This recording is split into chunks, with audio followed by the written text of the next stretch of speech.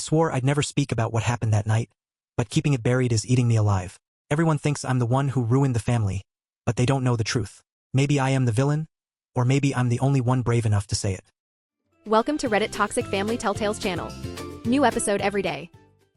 My brother's pregnant wife looked me dead in the eye and said my little girl died because of bad parenting. She didn't even lower her voice. She said it right there in front of my entire family. I can still feel that moment.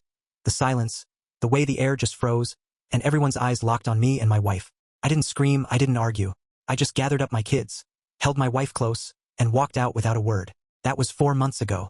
Yesterday, out of nowhere, my nephew slipped us a letter through his school counselor. A letter begging to see us again. And I can't even begin to describe the storm of emotions that stirred up in me. Let me back up. My wife and I have been married 5 years now, and from the start we dreamed of having a big family. Being Christians, we decided to wait until after marriage to start trying. Just 3 months in, she got pregnant. We had our first boy. A year later, we welcomed a daughter. Another year, a second son. Then, 2 years later, our second daughter. It was everything we prayed for. But that last pregnancy, it was different. My wife was constantly sore, her back hurt all the time. She brushed it off. But when she went into labor, the doctors found a tumor in her uterus. They had to rush her into surgery immediately. Thank God she survived and came out healthy. But the news was brutal. We couldn't have any more children. My wife was crushed. She spiraled into postpartum depression, convinced she'd failed me, that she hadn't given me the big family I wanted. It broke me to see her think that way. I kept telling her, again and again, that she was enough, that our family was perfect just the way it was. Still, it took months before her depression even began to lift. She ended up extending her maternity leave from 3 months to 7 just to try and heal. During that time, I leaned on my brother. He'd always been my role model, the one I looked up to. But his wife, she's always had it out for us. She constantly compared our kids to hers, always with these little digs. She once mocked my son for being a national chess master, saying, he should be outside playing, not wasting time on some nerdy board game. But the thing is, he loves chess. He lights up when he plays. Isn't that what matters? She'd pick at my daughters too. But my wife and I usually just let it slide. My brother always excused her behavior, saying it was just the pregnancy hormones making her emotional. And honestly, I tried to believe that. Now, I'll admit something. My wife, as wonderful as she is, sometimes got a little distracted after the second pregnancy. She'd forget the stove was on, and I'd quietly switch it off without saying anything. I never called her out. I knew how much she was already struggling, and I didn't want to add to her guilt. And then the worst day of my life came. While I was at work, my wife took the kids to the park. My little girl was hit by a car. 6 hours of emergency surgery couldn't save her. She didn't make it. I don't have the strength to relive every detail of that day. And honestly, my wife barely remembers what happened. But the trauma, it sits with us every single second. We've spent the last 4 months trying to survive, trying to keep going for the sake of our other kids. So when my brother's wife invited everyone to a pool party, we thought maybe, just maybe, it would be good for the kids to be around their cousins again. My family, for the most part, was supportive. They gave us condolences, hugs, kind words. Everyone except her. My brother brushed it off again as pregnancy emotions. But my wife had been pregnant too, and she never treated people with cruelty. We tried to enjoy the day anyway. The kids played, splashed in the pool, and for a little while it almost felt normal. Until the pranks started. The kids shoved me into the pool, which I laughed off, but then things went too far. They messed with our brand new Tesla.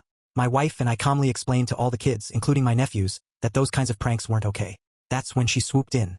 My brother's wife stormed over, shouting that we had no right to discipline her children, accusing our kids of causing the damage. My wife stood her ground, pointing out what actually happened. The shouting grew louder. Other family members rushed over to see what was happening. Then she said it. She spat out words so venomous they cut through me like glass. Maybe this is why your daughter is dead. And in that instant, everything changed. My wife burst into tears and bolted, but I stayed rooted to the spot. My chest burned, and I demanded an explanation. Before I could take a step toward Melissa, my brother Derek jumped between us, his hands clamping down on my shoulders. Axel, calm down, he said, his face red. She didn't mean it like that. His grip tightened when I tried to push past. You know how pregnancy hormones are. Melissa's been having a really tough time. I froze, staring at him in disbelief. Behind him, Melissa stood smug, arms folded across her swollen belly, chin lifted like a queen on her throne. The steady hum of the pool filter filled the silence, and I noticed the way my relatives shifted nervously, avoiding my eyes. Pregnancy hormones? My voice cracked. She just said that about Emma. About my daughter. Look, I know it came out wrong, Derek pressed, still holding my shoulders. But you're both emotional right now. Let's just take a breath. Both emotional? I shoved his hands off. My 4-year-old daughter is dead, Derek. And your wife. Melissa cut me off, her tone sharp.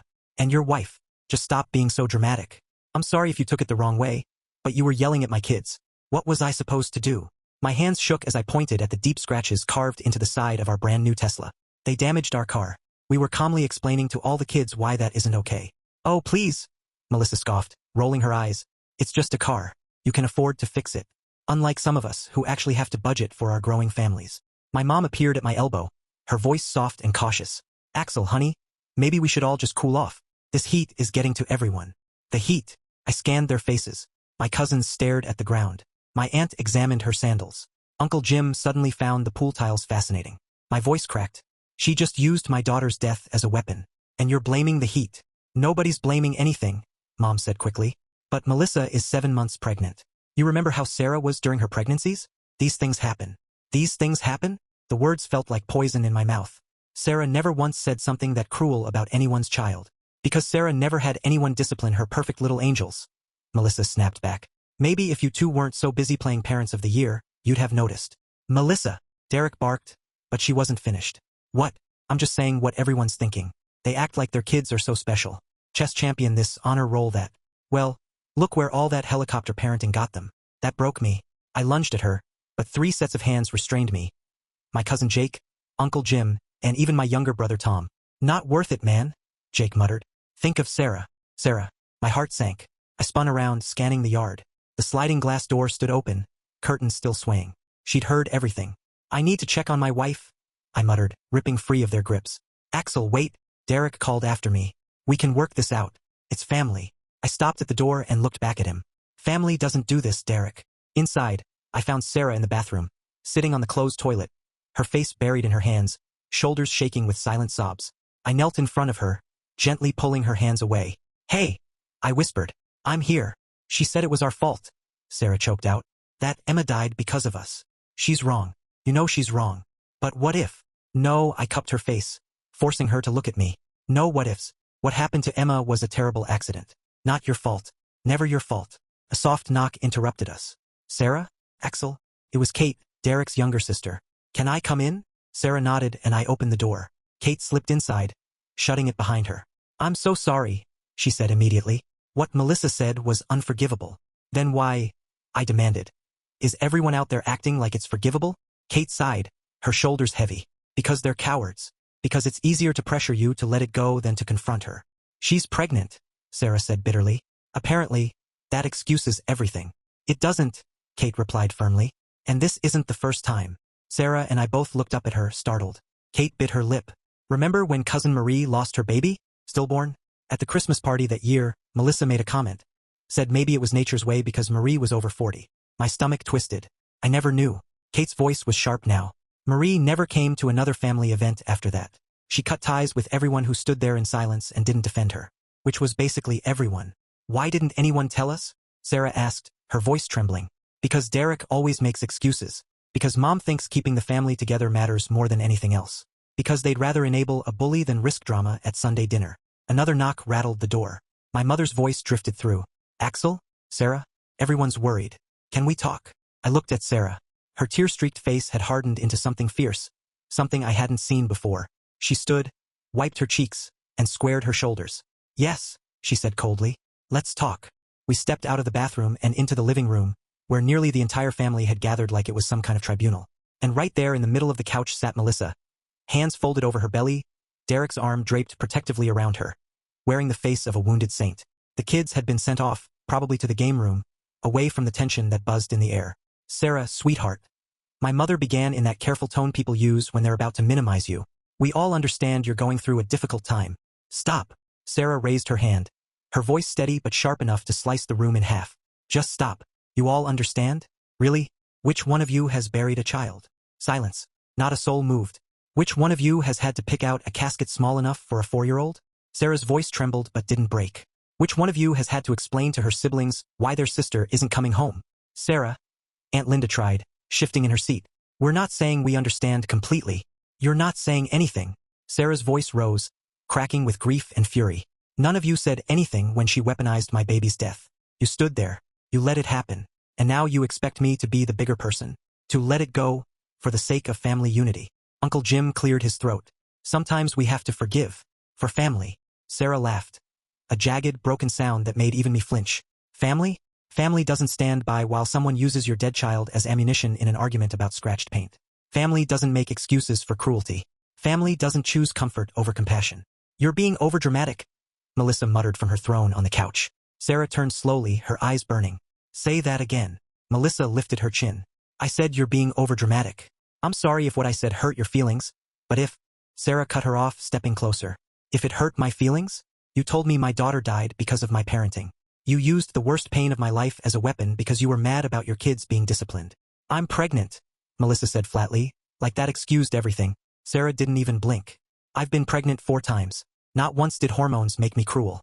Not once did carrying life inside me make me callous about another life lost. Everyone handles pregnancy differently. Derek jumped in, his voice tight. Melissa's been having a really hard time. Stop, I snapped. Stop making excuses. Stop enabling her. Stop choosing her comfort over our pain. I'm not choosing anyone, Derek protested. I'm just saying we can move past this. We're family. No, Sarah said quietly, her voice final. We're not. Not anymore. The room exploded into chaos. Voices piled on top of each other. Pleas, protests, accusations. Overreacting. Too sensitive. Breaking up the family. Through it all, Melissa just sat there smirking, the tiniest curl of satisfaction tugging her lips. Enough! Sarah's shout cut the air like a knife. The room fell silent. You want to know what breaks up a family? Her voice shook but carried through every corner of the room. It's not us leaving. It's you all standing by while someone attacks grieving parents. It's making excuses for cruelty. It's enabling a bully instead of protecting the vulnerable. Her eyes swept across every face in the room. For months ago, I lost my daughter. Every day since, I've woken up in a world without her laugh, her smile, her little hands in mine. And I've survived because I believed I had family who understood that grief, who would protect Emma's memory. But today you've shown me that keeping Melissa comfortable is more important than honoring Emma. That avoiding conflict is more important than compassion. Sarah, please, my mom begged. Think of the cousins. The kids shouldn't suffer because the adults can't get along. The kids. Sarah's eyes flared. You're worried about the kids? Where was that concern when Melissa said what she said in front of any child who might have overheard? What do you think those kids learn when cruelty is excused just because the cruel person is pregnant? No one had an answer. By the door, our children had crept back in, their wide eyes searching for reassurance. Sarah knelt and spoke softly, her voice gentle now. Get your things, loves. We're going home. But Mom, our oldest whispered. We were having fun. I know, baby. Sarah smoothed his hair. But sometimes we have to leave places that aren't healthy for us, even when it's hard. As we gathered our bags, the chorus of protests started up again. Derek followed us to the door, desperation written across his face. Axel, come on. Don't do this. She didn't mean it. You know she didn't mean it. I turned to him, the weight of years of brotherhood pressing down on me. That's the problem, Derek. I think she did mean it, and I think you know she meant it. But you'd rather we swallow our pain than confront her cruelty. That's not fair, he insisted. Fair. I laughed bitterly. Was it fair when she used our daughter's death against us? Was it fair when every single one of you stood silent to protect her instead of us? We're not choosing sides. Yes, you are, I said. You chose. And you chose her. We loaded the kids into the car. As I started the engine, my phone buzzed nonstop with texts. Sarah's did too. Message after message, begging us to come back, to apologize, to keep the peace for the family. Sarah turned off her phone and stared out the window. They'll never understand, will they? No, I said. They won't. I can't go back there, she whispered. I can't sit across from her at Christmas and pretend she didn't say it. I can't watch everyone smile and laugh knowing they chose her over us. Then we won't, I told her. We'll make our own holidays, our own traditions, with people who actually care. She reached for my hand. I'm sorry, your family. They're not my family, I said, squeezing her fingers tight. Not anymore. Family doesn't do what they did today. As we drove away, I glanced in the rearview mirror. Derek stood frozen in the doorway, Melissa beside him, her hand on her belly, that same smug look on her face. The others were probably already convincing themselves we'd cool down, that we'd eventually cave, that family was worth swallowing this. They were wrong. That night, after the kids had finally drifted off to sleep, Sarah and I sat together on our back deck. The same deck where Emma used to set up her little tea parties, pouring imaginary cups of lemonade, serving us invisible cookies, and making up the most elaborate stories about her stuffed animals. I could almost hear her giggles in the wind, and it gutted me all over again. I miss her so much, Sarah whispered, her eyes fixed on the empty corner where Emma always sat. I know, I said softly. Me too. Her voice cracked. And now we've lost them too. Your family. I pulled her into me, holding her as tight as I could. We haven't lost anything worth keeping. Anyone who can stand by while you're attacked like that, anyone who excuses that kind of cruelty, they're not family. They're just people who happen to share DNA with us. Sarah let out a shaky breath. Your mom's probably going to call tomorrow. Try to smooth it over. Try to convince us to come back. She probably will. I stared out into the dark yard, thinking of what I'd say when the phone rang. But I'll tell her the truth.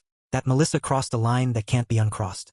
That they had a choice, protect grieving parents or enable a bully, and they chose wrong. That we won't expose ourselves or our kids to that kind of poison again. Sarah nodded against my chest. They'll say we're breaking up the family. The family broke itself, I said quietly. When they chose comfort over compassion. For a while, we just sat there in silence. The night sounds filling in the spaces where our words failed. Somewhere in the distance, a child laughed. Both of us stiffened. Every child's laugh sounded like Emma's now. Every little girl with dark curls made our hearts ache. I keep thinking about what Kate said, Sarah murmured. About Marie. How she cut everyone off after they didn't defend her. Yeah. I rubbed her arm slowly. I used to think that was extreme, but now I understand. How can you sit across from people who let you be attacked, who made excuses for your attacker, who tried to paint you as the villain for not accepting it? You can't, she said bitterly. My phone buzzed on the table beside us. Another text. I glanced at the screen. It was from my mother. Please don't let this destroy our family. Think of what Emma would want. I showed it to Sarah. Her expression hardened like stone. She did not just invoke Emma to manipulate us. She did. Sarah grabbed my phone before I could react, her fingers flying. Emma would want her memory respected. Emma would want her parents protected. Emma would want people to stand up to bullies, not enable them. Don't you dare use my daughter's name to guilt us into accepting abuse. She hit send, her jaw trembling with fury. I'm done, she said firmly. Done trying to keep the peace. Done swallowing my pain so others can be comfortable. Done pretending family means tolerating abuse because of shared blood. Good, I told her, meaning every word, because I'm done too. The next morning, our phones exploded. Missed calls stacked up like dominoes. Texts from relatives pouring in faster than I could swipe them away. Aunt Linda, Uncle Jim, Dad, even cousins who hadn't been at the party. All suddenly involved, parroting some twisted version of events that painted us as unreasonable, dramatic, the ones tearing the family apart. Sarah sat at the kitchen table, staring into her coffee, stirring without drinking. The kids ate their cereal quietly, but even they could sense the shift. Our oldest finally looked up, confusion written all over his face. Are we going to see Uncle Derek today? He asked innocently. Sarah's spoon clinked against her mug. I set mine down carefully. Not today, buddy. Today's just going to be us. A family day. But we were supposed to practice chess with cousin Tyler this weekend. The knife twisted. Tyler, Derek's oldest, had become inseparable from our son. They'd bonded over chess. Two kids who didn't care about the mess the adults had made. We'll figure something else out, Sarah said softly. Sometimes plans change. Our younger daughter piped up, her spoon halfway to her mouth. Is it because of what happened at the pool? When everybody was yelling. Kids notice everything. We tried to shield them, but they'd seen more than we wanted. Sometimes, I said carefully, adults disagree about really important things, and sometimes, we need space from each other to figure things out. Like when me and Jamie fight and Mom makes us go to different rooms? She asked. A sad smile tugged at my lips. Something like that, sweetheart. My phone buzzed again. This time it was Derek. Axel, we need to talk man to man. Without the wives. I can come by this afternoon. I showed Sarah. Her laugh was bitter. Without the wives? Because clearly I'm the problem. You're not the problem, I told her. You've never been the problem. I know that, she said quietly. But they don't. I typed back. There's nothing to discuss. Your wife crossed a line. You defended her. That tells me everything I need to know. The reply came instantly. You're being stubborn. She's pregnant and emotional. You can't throw away family over one comment made in anger. One comment. As if those words hadn't been sharpened and aimed like knives. As if she hadn't meant every single syllable. Block him, Sarah whispered. Please, I can't keep watching this. It hurts too much. So I did. I blocked Derek. Then one by one, I blocked the others who had stood silent. Mom's name lingered the longest. Years of love and memories in those 3 little letters. But in the end, she had made her choice. She'd chosen silence. She'd chosen the easy path. The kids finished breakfast and scattered to their little corners of the house. Chess computer, crayons, books. The quiet was different now. No talk of Sunday dinners. No anticipation of cousin playdates. Just us. What do we tell people? Sarah asked softly. Our friends. The kids' teachers. When they wonder why the cousins don't pick them up anymore. The truth, I said simply. That we decided to step back from family who don't respect us. They'll think we're overreacting. That we're those people who cut off family over petty drama. Let them think that. I reached across the table for her hand, squeezed it tight. We know the truth. Using our dead daughter as a weapon isn't petty. Standing by in silence while it happens isn't drama. It's betrayal. Sarah's phone rang that Sunday night. Her mom. She'd been at the party earlier, but left before the explosion. Sarah stared at the screen, jaw tight, then answered. Hi, Mom. I could hear her mother's voice on the other end. Measured, concerned, like she was trying to be diplomatic. Sarah's face flickered through hurt, anger, disbelief as she listened. Yes, I heard what happened, Sarah said at last, her voice sharp. No, Mom. She said our daughter died because of how we parent. I don't care if she's pregnant. Mom, stop. Her tone hardened like steel. If you're calling to tell me to forgive and forget, save your breath. What Melissa said was unforgivable. And the fact that Axel's family defended her tells me everything I need to know about their values. A pause. I could faintly hear her mother's voice rising. Then they're wrong, Sarah snapped. I'm not ruining the family. The family ruined itself when they chose to protect an abuser instead of the abused. Yes, I said abuser. Using someone's dead child against them is abuse, Mom. Another pause. I have to go, Sarah said finally, her voice trembling with suppressed rage. I love you, but I won't discuss this anymore. Either you support us or you don't. But I will not be convinced we're wrong for protecting ourselves. She hung up with shaking hands. She thinks we should reconcile for the children's sake. Everyone's concerned about the kids when it suits them, I said bitterly. Where was that concern when Melissa dragged our daughter's memory through the mud in front of half the family? The weekend passed in a strange quiet. No group texts about Sunday dinner. No cousins stopping by to play. No Derek dropping in with his toolbox like he used to. The silence felt both liberating and suffocating at once. Like stepping out of a prison, but into a void. Monday brought new battles. At work, whispers followed me down the hall. Derek and I worked in the same industry. Word traveled fast. At lunch, my coworker Benjamin slid into the seat across from me. Hey man, heard there was some family drama this weekend. You okay? I froze. What did you hear? He shifted uncomfortably. Just that there was a blow-up at Derek's place. That you and Sarah stormed out and now you're refusing to talk to anyone. The narrative. Already twisted. We were the villains, the dramatic ones. Not the grieving parents who'd been gutted in front of their entire family. There was an incident, I said carefully. Someone said something cruel about our daughter. We decided it was best to leave. Benjamin's face changed instantly. Oh man, I didn't know it was about. He swallowed. I just heard it was some pregnancy hormone thing. My stomach clenched. Is that what Derek's telling people? He wouldn't meet my eyes. I heard it third hand. You know how these things get. Oh, I knew. Derek was already controlling the narrative. Already painting us as overreacting fools. That evening, Sarah met me at the door, eyes red from crying. The school called, she said. Melissa showed up at pickup time. Tried to take our kids too. Told the office it was a carpool miscommunication. I shot through my veins. What did the school do? They followed protocol. Didn't release them. But she made a scene. Told the staff we were having family issues. Keeping the kids from their cousins out of spite. This is escalation, I muttered. She's trying to force contact through the children. The principal, Mrs. Catherine, called us in the next day.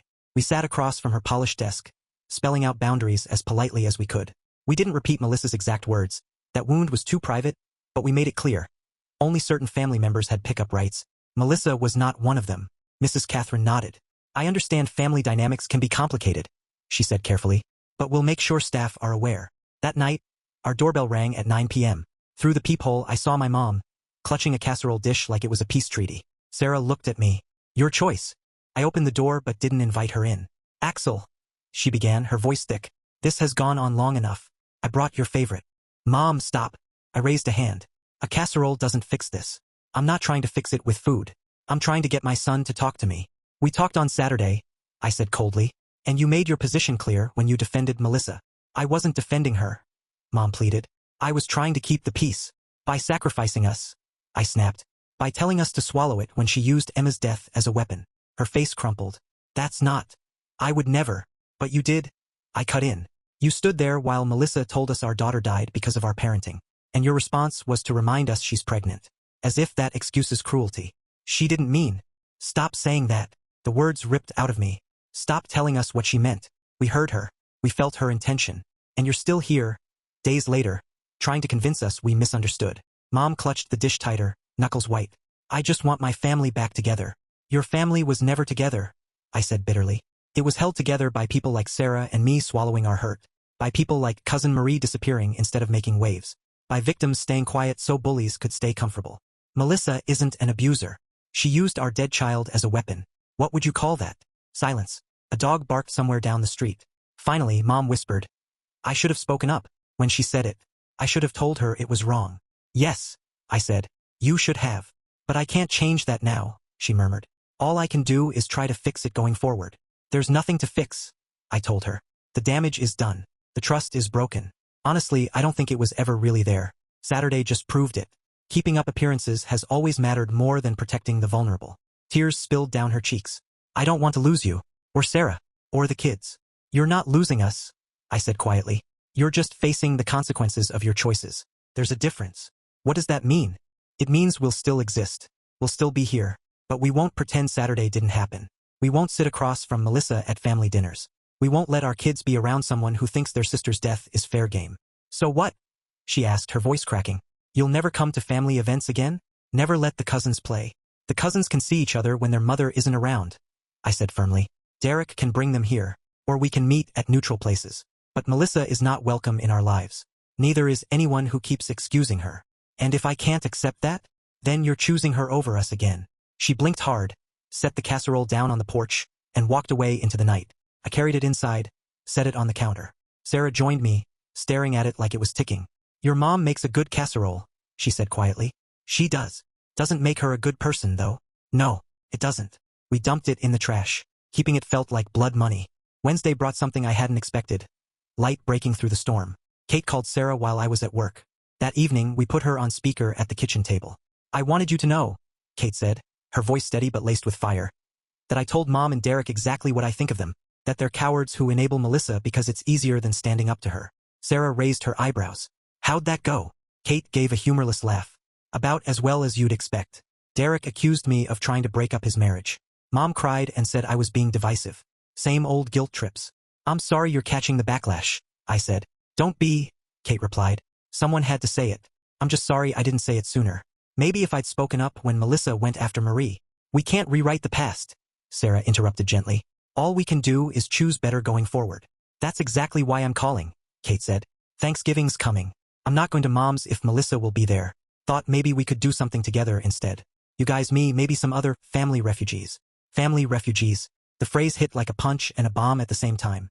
It was apt. We'd like that, Sarah said. After Kate hung up, we sat in silence, the word echoing in our minds. Refugees. We weren't reconciling, we weren't returning, we were rebuilding. Not the family we were born into, but the one we needed. Thursday was our son's chess tournament. We debated pulling him out. Derek and his family often attended, and the thought of crossing paths with them turned my stomach. But canceling felt like letting Melissa's poison seep even further into our lives. If they're there, Sarah said as we parked, her jaw set, we stay focused on our son. They don't exist for us.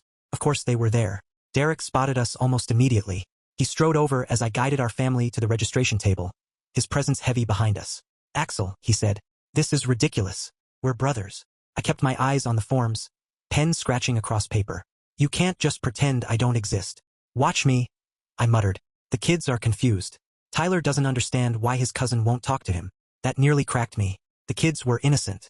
Tyler and my son had built something real, something good. But I couldn't let Derek twist that into leverage.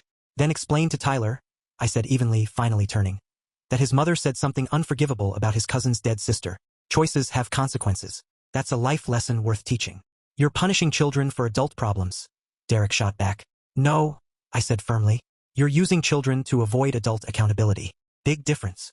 Across the hall, Melissa sat with her belly more pronounced now, a hand resting on it like a crown jewel. She caught my eye and waved, smiling like nothing had ever happened, like she hadn't gutted us with a single sentence. Sarah's hand slipped into mine. Don't let her steal this day from our son. She was right, so we sat far away, focused only on him. And he played brilliantly, calm, sharp, unstoppable. Watching him move piece after piece with confidence, seeing the light in his eyes when he executed a perfect strategy, I thought, this is who he is. This is joy. He won his division. We cheered, lifted him high, and basked in his pride. Out of the corner of my eye, I saw Derek and Melissa slip out early. Good. Let them. Friday afternoon, the phone rang. My father. He'd been mostly absent since my parents' divorce years ago, living states away, detached from the endless drama. I'd resented that distance until now. Heard through the grapevine there's been some family upheaval, he said in his understated way. I gave him the condensed version. Jesus, he muttered. She really said that about Emma? Yeah. And your mother defended her? Everyone did, Dad. Or they stayed quiet, which is the same thing. A pause. Then he said, you know, that reminds me of why your mother and I really divorced. What do you mean? The official story was we grew apart. But the truth? I got tired of her obsession with keeping the peace at any cost. Even when the cost was justice. Even when the cost was protecting people who needed it. I sat there stunned. I didn't know that. You were young. We tried to keep it civil for you kids. But there was an incident with your Aunt Linda. She was cruel to a waitress once, really cruel. Made the girl cry. When I called her out, your mother made excuses. Said Linda was stressed. Said I should let it go. That sounds familiar. It was a pattern. Every time someone in her family did something wrong, there was always an excuse. Always a reason to sweep it under the rug. His voice hardened. I realized I was either raising you kids to be bullies who never faced consequences, or victims who never received justice. Is that why you moved so far away? Partly. Distance helped. I couldn't change them, but I could protect myself. Protect my peace. Do you regret it? Losing the family connections? Son, he said quietly, I gained more than I lost. I gained integrity, self-respect, the ability to look at myself in the mirror. And I gained the knowledge that at least one parent showed you what it looks like to stand up for what's right, even when it's hard. When we hung up, I sat with that. My father, the one I'd labeled as disconnected, had been protecting himself all along, choosing principle over proximity, values over visits. That weekend, Sarah and I took the kids to a different park, across town, far from the one where Emma's laughter had been silenced. As they played, Sarah and I sat on the bench planning the future. The holidays are going to be hard, she admitted. Thanksgiving, Christmas, all those traditions. We'll make new ones, I said. It's not just that, it's the questions. From the kids' friends, from teachers, from our own friends. Everyone will ask why we're not at the big family gatherings anymore. Then we tell the truth, that we're protecting our family from toxic dynamics. They won't like that answer. People want the neat little lie, the we're just doing something small this year excuse. Then they can be uncomfortable, I said firmly. We're done prioritizing everyone else's comfort over our truth. Our youngest daughter came running up, cheeks flushed, eyes bright. Mom, Dad, can we get ice cream? Of course, Sarah said, smiling for the first time that day. As we walked toward the shop, our son sidled up to me. Dad, he asked softly, are we ever going to see Uncle Derek again? The question hit like a brick. I don't know, buddy. Right now we need some space. Because of what Aunt Melissa said about Emma. He looked down. I heard you and Mom talking, and Tyler texted me. He said his mom didn't mean it. I braced myself. And what do you think? He was quiet, brow furrowed in that deep, chess-playing concentration of his. Then he said, I think when someone says something mean about someone who died, they mean it, because you'd have to really want to hurt someone to use that, out of the mouths of babes. You're very wise. I told him, my throat tight. So yes, we're protecting ourselves. And Emma's memory, he added simply. Yes, and Emma's memory. Good, he said. Emma deserves that. And in that moment, I knew with absolute clarity we'd made the right choice. The ice cream shop had been buzzing with the chatter of families who looked normal. Parents laughing, kids sticky with sprinkles and smiles. From the outside, they seemed untouched by betrayal. But maybe they all had their own scars. Maybe behind closed doors, they too knew what it felt like to be gutted by someone who was supposed to love them. That night, once the kids were tucked in, Sarah sat on the bed scrolling her phone. I've been documenting everything, she said, showing me her private journal app. Every text, every guilt trip, every so-called peacemaker who really just wanted us to shut up and take it. Why? I asked. Because I know how this goes, she said flatly. Time passes, memories blur, and suddenly we'll be the ones who overreacted to a misunderstanding. I won't let them rewrite the story. She was right. Already, the narrative was slipping. In other people's mouths, we weren't grieving parents who'd been gutted. We were the dramatic ones. The family destroyers. Monday morning brought something unexpected. A letter. Handwritten. From Melissa. Axel, it began. I've been thinking about what happened at the pool party. I realize my words may have been harsher than intended. Pregnancy has been difficult, and I sometimes speak without thinking. I hope we can move past this misunderstanding for the sake of family unity. The children shouldn't suffer for adult disagreements. Melissa. I read it 3 times, looking for the apology that wasn't there. Harsher than intended. Misunderstanding. Not I'm sorry. Not what I said was cruel and wrong. When I showed Sarah, she laughed. But it was bitter. She's not sorry, Sarah said. She's sorry there were consequences. Should I respond? No. Any response gives her something to twist. Let silence be the answer. So I filed it away with the rest of the documentation. Evidence. Proof. Tuesday was worse. Our middle child came home with red eyes and slumped shoulders. His class had been working on family trees. The teacher asked about grandparents, aunts, uncles, and he had to explain why we didn't see them anymore. The teacher looked at me weird. He said, like I said something bad. You didn't say anything bad, Sarah assured him. Sometimes families need breaks. But why do we have to take a break? I swallowed hard. How do you explain betrayal to a child? That sometimes love isn't stronger than cruelty? Sometimes people say hurtful things, I said slowly. And when they're not sorry, really sorry, it's okay to protect yourself from being hurt again. He thought for a moment. Like when Benny kept pushing me at recess, and he wouldn't stop, so I stopped playing with him? I smiled sadly. Exactly like that. He nodded, satisfied. But Sarah and I traded a look. The ripples were everywhere. Our kids were going to feel this in ways we couldn't always soften. Wednesday night, a shadow moved across the porch window. The doorbell rang at 8 p.m. Derek. No text. No warning. Just my brother standing there, looking haggard. Please, he said when I opened the door. Just 5 minutes. No. Axel, I'm begging you. This is destroying my family. My laugh was sharp. Your wife destroyed our family when she used Emma against us. And you destroyed it when you defended her. She's pregnant. I started to close the door. Wait. Okay. Forget the pregnancy excuse. I don't know what to do anymore. Mom cries every day. Melissa and I are fighting constantly. Kate won't speak to us. The kids are confused and upset.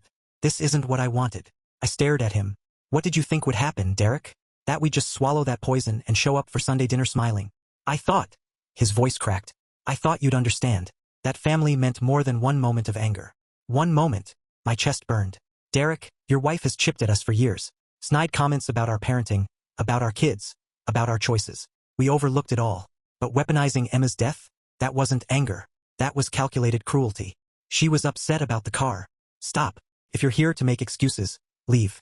If you're here to genuinely apologize, to finally admit what she did was cruel, then talk. But I won't stand here and let you minimize it. His mouth opened and closed, searching for words, searching for courage he didn't have. Because admitting Melissa was wrong meant admitting he'd chosen her cruelty over us. Finally, he shook his head. I can't say she was wrong. She's my wife. And I was your brother, I said quietly. Sarah was your sister-in-law. Emma was your niece. But you've made it clear where your loyalties lie. I closed the door. Through the window, I watched him stand there for a long minute, shoulders slumped, before finally walking back to his car. Part of me, the part that remembered teaching him to ride a bike, standing beside him at his wedding, cradling his kids when they were born, ached to call him back. But the larger part, the husband, the father, the man carrying the memory of a little girl who deserved better, knew the truth. Some bridges, once burned, are never rebuilt. Thursday, the phone rang with a number I didn't recognize. When I answered, a quiet voice said, Hi, it's Marie. Kate gave me your number. I hope that's okay. Of course, I said gently. I heard what happened. She continued, her voice trembling but steady. What Melissa said. I'm so sorry. Thank you, I managed. I wanted to call because I know what betrayal from this family feels like. Not the loss, she added quickly. I can't imagine losing a child who lived, who laughed, who was part of your world for years. But the betrayal, that I understand. I sat down heavily. How did you handle it? Badly at first. I kept waiting for someone to call, to say they were sorry for not defending me, to acknowledge that Melissa's words were wrong. But they never did, because admitting it would mean admitting they'd failed. And this family unity they worship is built on silence, on people like us swallowing the pain so no one else has to face the discomfort. Do you regret cutting them off? I asked. No, she said firmly. I regret that it was necessary. I regret that they chose comfort over compassion. But cutting them off? That saved me. It let me grieve without pretending the people who enabled my attacker were safe. I exhaled slowly. People think we're overreacting. Marie's voice softened. People who haven't lived it will always think that. They don't understand some wounds cut too deep for forgiveness. Some betrayals show you who people really are. And once you see it, you can't unsee it. When I hung up, I found Sarah in Emma's room, sitting cross-legged on the floor with one of Emma's stuffed animals clutched to her chest. The room was still frozen in time. Tiny dresses folded in drawers, dolls lined up on shelves, her tea set on the corner table. We hadn't been able to pack anything away. Marie called, I said, sitting beside her. Yeah, I told her about the conversation. Sarah listened in silence, tears dripping onto the stuffed bunny in her lap. She's right, Sarah whispered finally. Family unity is built on silence. How many times did we bite our tongues when Melissa insulted us? How many times did we let things slide to keep the peace? Too many. And cruelty grew because we let it. Her eyes were hard. We didn't know it would lead here. No, I cut in softly. But we knew it was wrong. And we stayed quiet. Just like everyone else is staying quiet now. Friday was Halloween. Every year, our family used to do one big trick-or-treat night. Cousins in coordinated costumes. Photos of them all lined up, laughing, their buckets spilling candy. This year, it was just us. The kids didn't complain, but I caught our oldest staring at photos from last year on his phone. Emma in her little witch dress, her grin wide enough to light the whole block. You okay, buddy? I asked. Yeah, he said quietly. Just remembering. It's okay to miss how things were. He hesitated. Do you think it'll ever be normal again? I wrapped an arm around him. I think we'll find a new normal. Different but still good. Without them. With people who actually care. With people who'd never use Emma's name to hurt us. He tucked his phone away, nodding. Emma would understand. About us protecting her memory. I think so too. That night, as we walked the neighborhood, Our kids darted from house to house in superhero capes and fairy wings. Other families posed for photos, whole and intact. But I couldn't help wondering, were they as happy as they seemed? Or were some of them hiding wounds of their own, playing the same silent game we had for years? For one night, though, our phones stayed mercifully quiet. No buzzing, no pleading texts. Maybe the family had finally accepted our boundaries. Or maybe they were regrouping, planning their next angle. Either way, for that Halloween, it was just us. 5 instead of 6. But together, whole in our own way. Saturday morning, the peace shattered. Sarah burst into the kitchen pail, her phone clutched tight. "Look at this," she said, thrusting the screen at me. Melissa's Facebook post stretched long and dramatic, dripping with sanctimony. Family should be about forgiveness, not grudges. Children shouldn't be punished because adults can't let go of mistakes. Pregnancy is hard, and some people don't understand how emotional it makes you. I just pray we can heal for the sake of the kids. She hadn't named us, but she didn't need to. The comments made it obvious. Some people hold grudges over the smallest things, one aunt typed. "Pregnancy is so hard. People should be more understanding," wrote another. "Breaking up family over words is just sad," added one of Derek's friends. The narrative was being cemented. We were the problem. We were the ones who couldn't forgive a small mistake. "Should I respond?" Sarah asked, her voice shaking. "No," I said. "Let them expose themselves. Let the world see who thinks using a child's death is a small mistake." But God, it stung. Seeing people we'd once shared holiday tables with reduce our agony to pettiness. Watching them rally around Melissa while we were still clawing our way through grief. Then my phone rang. "Kate, did you see it?" she demanded. "Yeah," I commented. I wrote exactly what Melissa said. I used Emma's name. Let's see them defend that publicly. "Kate, you don't have to fight our battles." "Yes, I do," she snapped. "Because someone should have fought Marie's. Someone should have fought yours the second Melissa opened her mouth. Silence is what keeps this going." Within the hour, Kate's comment had vanished. Deleted. She'd been blocked. But not before plenty of people had seen it. And then, the text started. From cousins, from distant relatives. "Is that really what she said?" one asked. "Why didn't anyone tell me?" Another wrote. The cracks were forming. Melissa scrambled to patch them, posting again. This time about lies, exaggerations, and people trying to ruin a pregnant woman's reputation. "She's doubling down," Sarah muttered, disgust curling her lip. "She has to," I said, "because the truth would make her the villain. And she knows it." But something had shifted. For the first time, some relatives weren't so sure anymore. A few reached out cautiously with questions. Not to defend us outright, not yet, but to probe, to test. We didn't engage. Where was their courage when we stood bleeding in front of them? Where were their questions when we were being painted as monsters? Their curiosity now felt hollow. Too little. Too late. Sunday came with a strange kind of quiet. No texts about family dinner. No rushing to get the kids dressed for cousin photos. Just us in our own kitchen flipping pancakes. Later we pulled out board games, the kids' laughter filling the house. It was peaceful. A peace I hadn't realized we'd been missing all those years. "I don't miss it," Sarah said suddenly. "Watching the kids argue over Monopoly rules. I thought I would, but I don't. Those dinners were always performative. Always about the image, never about actually caring." She was right. How many Sundays had we endured Melissa's digs? Her snide comments about our kids, while everyone else sat in silence? How many times had we comforted our children afterward, teaching them resilience when what they really deserved was protection? All in the name of family unity. That evening, my phone lit up. "Mom." This time I answered. "I saw Kate's comment before it was deleted," she said, voice low. "Is that really what Melissa said about Emma?" "Yes," I said simply. Silence stretched between us. I didn't hear the exact words," she admitted. "I just heard shouting. By the time I got there, you were leaving and Derek was saying it was hormones." "And you believed him," I said flatly. "Without asking us. Without checking what really happened. I wanted to keep the peace." "No," I cut her off. "You wanted to avoid conflict. There's a difference. Keeping peace means confronting the person who shattered it. You chose to pressure the victims instead. Because you knew we were more likely to comply." "That's not," she faltered. "I didn't think of it that way." "Of course you didn't. Because thinking of it that way would mean admitting your role in enabling abuse. Abuse is a strong word. What else would you call using a dead grandchild as a weapon against her parents?" Another heavy silence. Finally, her voice broke. "I failed you. I failed Sarah. I failed Emma's memory." "Yes," I said quietly. "You did. Can you forgive me?" "Forgiveness isn't the issue. The issue is trust. You showed us that when we're vulnerable you won't protect us. That when someone attacks us with our deepest pain, you'll make excuses for them. How do we trust you after that?" "I don't know," she whispered. "But I want to try. I want to do better." "Then start by holding Melissa accountable. Publicly. Stop letting her control the story. Stop letting her paint us as villains for protecting ourselves. Derek will be furious. Then let him be furious. His comfort doesn't outweigh our pain." I need to think about this." "Fine. But remember, every day you stay silent, you're choosing them over us. After I hung up, Sarah's eyes searched mine. Do you think she'll actually do it? I don't know, I admitted. Speaking up now means admitting she was wrong before. That's hard for anyone, especially for someone who's built her life on avoiding conflict. But maybe, I exhaled. Maybe she finally heard us. Monday morning, the answer came. A post appeared on my mother's Facebook. I've been reflecting on family dynamics and my role in them. I realize I've often prioritized keeping peace over protecting people. When someone says something cruel, especially about a child who has passed, it's not hormones. It's cruelty. And those of us who make excuses for it are complicit. I'm sorry to those I failed by staying silent. I promised to do better. She hadn't named names. She hadn't needed to. The comments section exploded. Derek accused her of betrayal. Melissa called her a troublemaker. Others expressed shock that she'd air family business publicly. But then something shifted. The quiet ones, the silenced ones, started speaking up. Stories spilled out. Aunt Linda admitting Melissa had made her daughter cry at her own wedding by mocking her dress. Uncle Jim's wife sharing how Melissa had announced her pregnancy at their daughter's graduation dinner.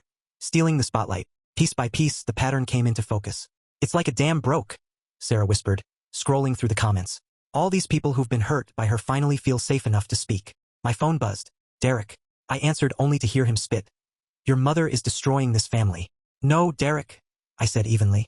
Melissa destroyed this family. Mom's just finally telling the truth. This is your fault. You and Sarah blew one little comment into. Using our dead daughter as a weapon is not one little comment. I snapped. She didn't mean. I hung up. Done. That evening, Kate called, almost giddy. Did you see Aunt Linda's comment? Did you see Jim's wife? It's all coming out. Good, Sarah said fiercely. Let everyone see what they've been protecting. Of course, Melissa retaliated. Another post appeared, long, self-pitying, painting herself as the victim of a coordinated attack. Derek backed her, declaring they were taking a break from social media and family gatherings for their mental health. Classic, Sarah muttered. Play the victim the second accountability shows up. But even with their performance, the tide had turned. The shield around Melissa, the silence that had protected her for years, was cracking. People were questioning, whispering, wondering why they'd kept swallowing their pain just to keep her comfortable. The family system that had enabled her cruelty for so long was starting to collapse. And for the first time since Emma's death, I felt something like hope. Tuesday evening brought a knock at our door. When I opened it, Aunt Linda stood there, wringing her hands, looking like she'd practiced this moment 100 times in her head. I owe you an apology, she said before I could even invite her in. Her voice wavered, but her eyes were steady. I let her in. Sarah stood nearby, watching, guarded. When Melissa said what she said about Emma, Linda continued, I should have spoken up. I should have defended you. I should have protected you both. Sarah's voice was calm, but sharp. Why didn't you? Linda's shoulders sagged. Because I'm a coward. Because speaking up would have made me a target. And because it was easier to let you carry the weight of her cruelty than to share it. But now I see it. My silence made me complicit. Every time I let her cruelty slide, I enabled the next time. And I'm sorry. I'm so deeply sorry. It was the first real apology we'd received. No excuses. No pregnancy hormones. No, but you have to understand. Just raw, unvarnished regret. I appreciate that, Sarah said slowly. But you understand, we can't just go back to how things were. I do. Trust is earned, and I haven't earned yours.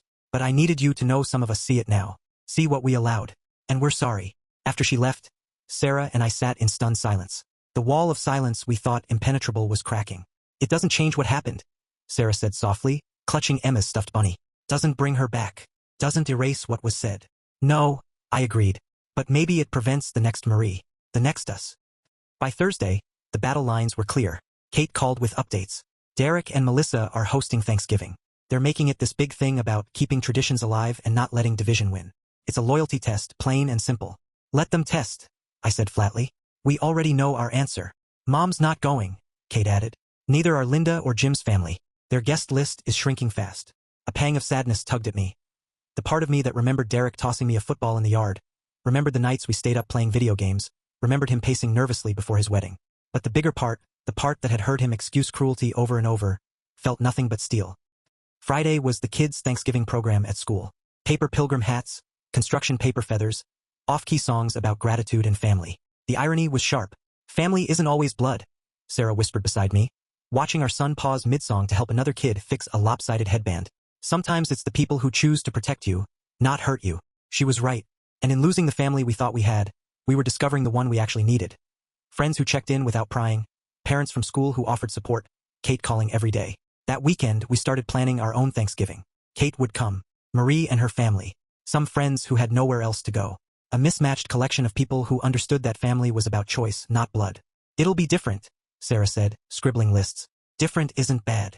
No, she said, smiling faintly. Different might actually be better. And our kids? They were blossoming. Our oldest started teaching chess at the community center. Kids who actually want to learn, he said pointedly. Our middle child joined a book club. Our youngest painted daily, filling the house with bright colors.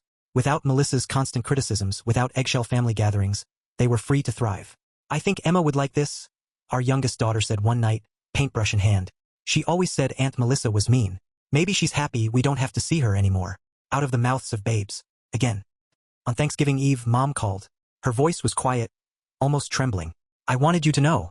I'm not going to Derek's, she said. I'll be alone. But I can't sit at a table with someone who used my granddaughter's death as a weapon. You don't have to be alone, I heard myself say. We have room. Sarah glanced at me, surprised, but her eyes softened. Are you sure? Mom whispered. I'm sure Emma would want her grandmother to have somewhere to go, I said. I'm sure that choosing right, even late, still matters. But this isn't a clean slate. It's just a chance to do better. I understand, Mom said, her voice breaking. Thank you. Thanksgiving dawned crisp and bright. Our house filled with the smell of roasting turkey and the sound of laughter. Kate arrived early, sleeves rolled up to help cook. Marie brought her children, who blended seamlessly with ours. Friends trickled in, their arms full of pies and casseroles. It wasn't the old Norman Rockwell gathering, but it was warm, it was safe, and it was real. Mom arrived last, clutching her famous sweet potato casserole, her eyes uncertain. Thank you for having me, she said softly. Thank you for choosing to be here, Sarah replied. For choosing us. The meal was smaller than years past, but somehow richer. Conversation flowed without sharp edges. The kids laughed without fear. Stories tumbled out without dread of judgment. This is nice, Mom said quietly, looking around the table. Different, but nice. Different can be good. Our son chimed in. Like in chess. Sometimes you have to sacrifice a piece to win the game. Our daughter frowned. What piece did we sacrifice? The one that was hurting us, he said simply. Mom's eyes filled with tears. I'm sorry I didn't protect you. All of you. From that hurt. Sarah reached across the table, her voice steady. We know. But you're here now. That matters. And for the first time in a long time, it felt like we were sitting at a table that actually deserved to be called family. As the last of the Thanksgiving dishes were drying on the rack, I thought the night was over. But then Mom pulled me aside near the door, her eyes red but steady. Derek called while I was driving here, she confessed. He wanted to know how I could choose you over him.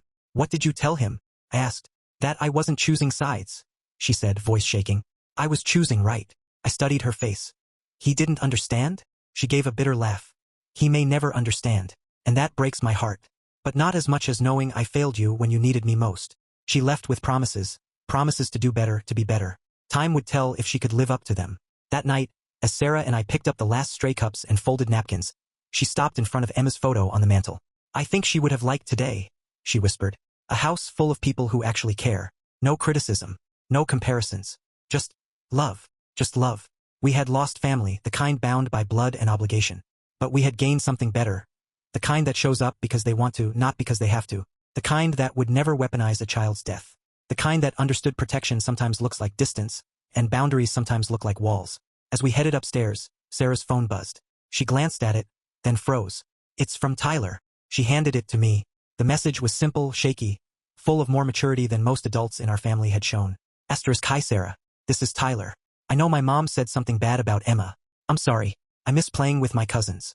Maybe when I'm older we can be friends again. Asterisk. Sarah's eyes filled. Derek must not know he sent this, she whispered. What do I say? I asked. The truth, she said firmly. That we miss him too. That none of this is his fault. That when he's older, if he chooses, we'd love to see him again. She typed slowly, carefully, every word a lifeline. Then she set the phone down with a trembling hand. I can't handle any more tonight. We lay in bed listening to the soft breathing of our kids down the hall. The grief was still there, the betrayal still raw. But woven through it was peace. The peace of knowing we'd chosen protection over politeness. The peace of knowing Emma's memory was shielded. The peace of knowing our surviving children would grow up seeing that some things matter more than keeping cruel people comfortable. I love you, I whispered in the dark. I love you too, Sarah murmured back. And I love the family we're building. The one Emma would be proud of. The weekend after Thanksgiving brought a new twist. Saturday morning, we spotted a bike leaning against the porch rail. Through the window we saw Tyler standing there, shoulders hunched, his face pale but determined. Sarah and I exchanged shocked looks. I opened the door cautiously, scanning the street. Tyler? Does your dad know you're here? The 13-year-old shook his head. He thinks I'm at the library, but I had to come. I need to talk to my cousin. About the chess tournament next week. Sarah appeared beside me, her expression torn. The boy wasn't responsible for his mother's cruelty, but letting him in felt like crossing a boundary. Tyler, we can't. I began. Please. He cut in, his voice cracking. I know what my mom said about Emma. Dad told me I wasn't allowed to talk to you anymore. But it's not fair. None of this is fair. Our son heard the voices and came running. He froze at the sight of his cousin, hope flickering in his eyes. Can Tyler come in? He asked softly. Sarah and I locked eyes. Finally, she nodded. 15 minutes. Then you need to go home before your parents realize. The boys disappeared upstairs. Sarah started pacing. This is going to cause problems. Derek will accuse us of undermining him. Probably, I admitted. 20 minutes later, Tyler came back down. His face looked lighter, like a weight had lifted just from being allowed to be a kid again. Thank you, he said simply. I'm sorry about everything. You don't need to apologize for things that aren't your fault, Sarah told him gently. He nodded, climbed on his bike, and pedaled away. 3 hours later, Derek's car screeched into our driveway. He stormed up to the porch before the engine even stopped. How dare you, he snarled, going behind my back, encouraging my son to disobey me. We didn't encourage anything, I said calmly. He showed up. We let him talk to his cousin. That's all. You had no right. No right to let two kids be cousins for 20 minutes? You're right. How terrible of us. Melissa waddled out of the car, one hand on her swollen belly. This is kidnapping, she announced dramatically. We could call the police. Sarah stepped beside me, her phone already in her hand. Please do. I'd love to explain to them why you're trying to stop two boys from talking. Maybe mention what you said about our dead daughter while you're at it. Melissa's face turned red. You're poisoning him against us. We didn't mention you at all, Sarah said evenly. Believe it or not, everything isn't about you. Melissa's mask slipped. Everything's been about you since your kid died. Poor Sarah. Poor Axel. Everyone walking on eggshells. Get off our property, I said, my voice low. Derek grabbed her arm. Let's go. But Melissa twisted, spitting venom one last time. Their daughter died because Sarah wasn't watching her. And somehow that's everyone else's problem. The world slowed. Sarah lifted her phone, hit record. Her voice was calm, almost frighteningly so. Say it again. Go ahead. Let everyone see exactly who you are. Melissa froze, realizing too late what she'd done. Neighbors had gathered, some filming. Mrs. Patterson from across the street stood openly with her phone up. Turn that off, Derek barked. Public street, Mrs. Patterson shot back. And you're putting on quite a show. Derek half-dragged Melissa back to the car. She shouted over her shoulder. This is why nobody wants you at family events. You're exhausting. Sarah laughed, sharp and cold. Nobody wants us? Check your Thanksgiving guest list again. They peeled away, tires screeching. Mrs. Patterson crossed the street, shaking her head. I recorded the whole thing, in case you need it. That woman. She's vile. By evening, the video was online. Not from us, but from Mrs. Patterson's daughter. And the internet did what it does best. The carefully crafted image of the victimized pregnant woman shattered as people watched her sneer about a dead child on camera. That night, Mom called. I saw the video, she whispered, shame thick in her voice. I'm so sorry you had to go through that. Tyler just wanted to see his cousin, I said wearily. I know. Derek called me ranting about boundaries. I told him the only boundary that mattered was between decency and cruelty. And Melissa crossed it. How'd that go? I asked. He hung up. But I don't care anymore. Watching that video, I'm ashamed I ever defended her. For the first time, I believed she meant it. Sunday morning, instead of the chaos of family dinners, we sat in a circle of folding chairs at our grief support group. It had become a lifeline. A room where no one flinched at words like loss or funeral. Where silence was honored, not filled with excuses. As Sarah and I settled into our usual seats, I noticed someone new in the corner. Marie. She clutched tissues in her hand, her eyes red but determined. Afterward, she approached us. I hope it's okay I'm here, she said softly. It's been years since my loss, but seeing you stand up to the family, it brought everything back. Grief doesn't have an expiration date, Sarah said, pulling her into a hug. Marie nodded. I've been in therapy, not just for the loss but the betrayal. My therapist says the family trauma might actually be harder to process than the grief itself. I found myself agreeing, because death is final, but betrayal, that's a choice people make every day. That afternoon, Kate texted. The baby had arrived early. Melissa and Derek had a daughter. Photos were already circulating. Pink hat, wrinkled face, all the family chiming in with congratulations. Do we say anything? Sarah asked, holding the phone like it might burn her. We wish the baby health, I said finally. She's innocent. None of this is her fault. We sent a simple card. No return address. Just a wish for health and happiness. It was more than her parents deserved, but it felt right. Monday's mail brought something that stopped Sarah in her tracks. A letter carefully folded. Tyler's handwriting. Asterisk, dear Uncle Axel and Aunt Sarah, thank you for letting me visit. I know it caused problems, and I'm sorry. Mom and Dad are really mad, but I don't care. You were always nice to me and I miss being a family. I think about Emma a lot. She was really funny and always shared her candy with me. I'm sorry my mom says mean things. I told her it was wrong, but she said I don't understand because I'm a kid. But I think kids understand better sometimes. Love, Tyler asterisk. Sarah broke into tears, clutching the letter. That poor boy.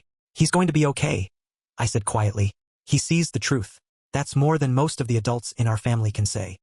Tuesday marked a date we'd circled on the calendar with dread. The anniversary of Emma's first day of preschool. Another milestone she'd never get to reach again.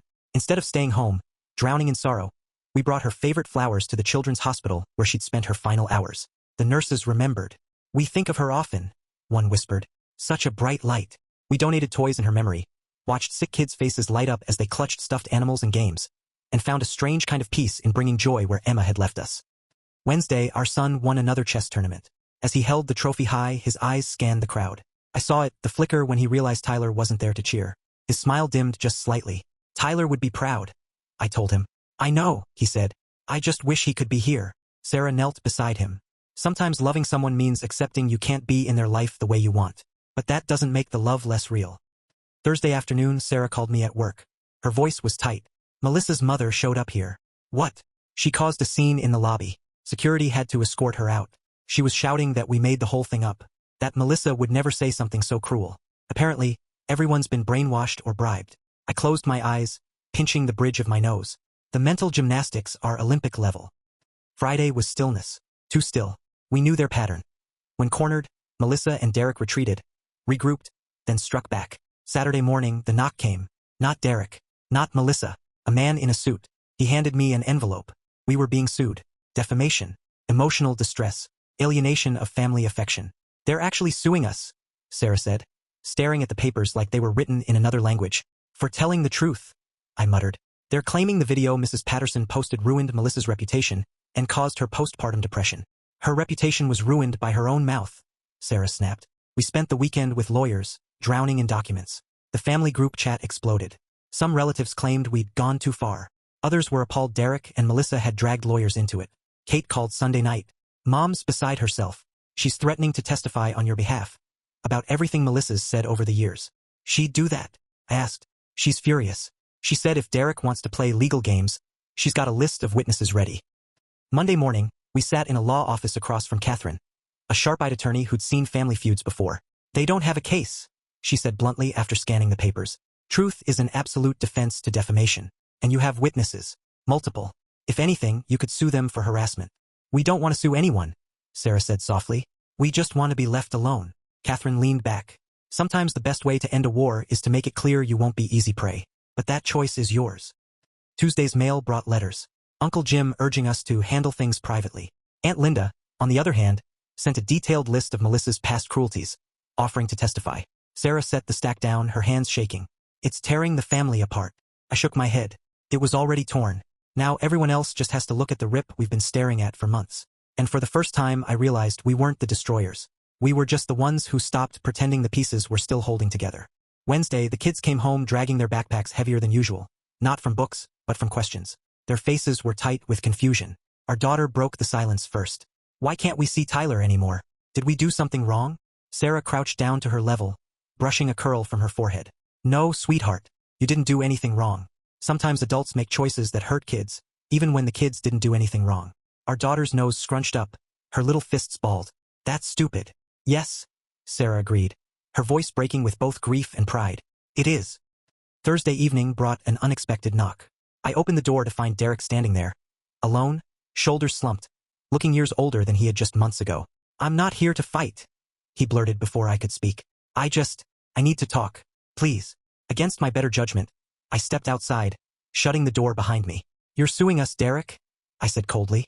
What could you possibly have to say? He leaned against the porch railing like he couldn't hold himself up.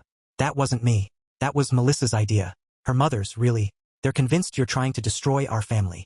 We're not trying to destroy anything. We're protecting ours. He stared at the ground. Tyler won't talk to me anymore. He says I'm a coward for not standing up to his mother. My own son thinks I'm a coward. Aren't you? The words came out sharper than I intended, but I didn't take them back. Derek flinched, But he didn't argue. I know what she said was wrong, he whispered. I knew it the moment the words left her mouth.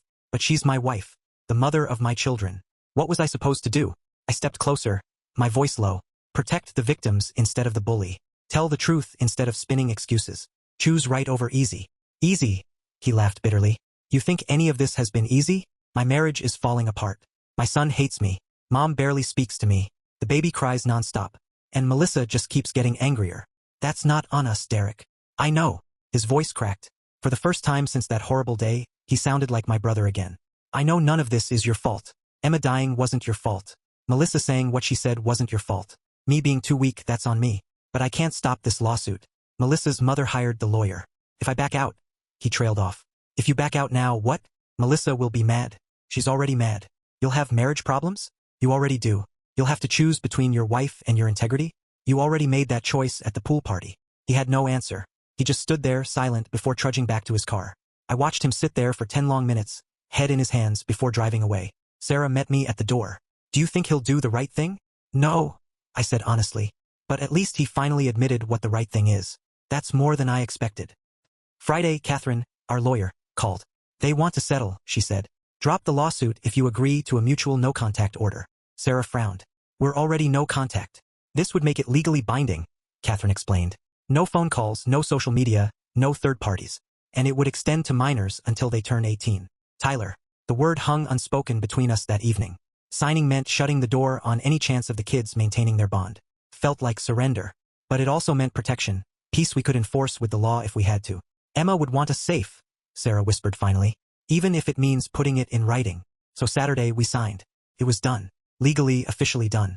The family we'd once been born into, married into, trusted, now cut away by court order. Some bridges, once burned, leave nothing but ash.